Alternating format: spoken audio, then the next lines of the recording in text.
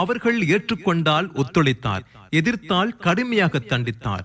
அவர்கள் போகும் வழியில் ஆறுகளோ நீர்நிலைகளோ குறுக்கிட்டால் தாமதிக்காமல் உடனேயே அவற்றை கடந்துவிடும் வாய்ப்பை அவர்கள் பெற்றிருந்தனர்.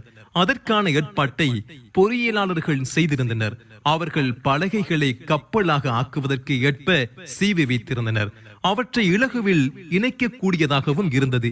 எனவே நீர்நிலைகளை கண்டால் பலகைகளை இணைத்து கப்பலாக்குவர். பயணம் முடிந்ததும் கலற்றி சுமந்து செல்வர். இவ்வாறு பல்வேறு மொழிகளை பேசும் பல மதங்களை பின்பற்றும் மக்களை எல்லாம் கடந்து சென்றனர். ஈற்றில் சூரியன் உதிக்கும் திசையில் ஒரு கடற்கரையை அடைந்தார். அங்கு மீனவர்கள் வசித்து வந்தனர்.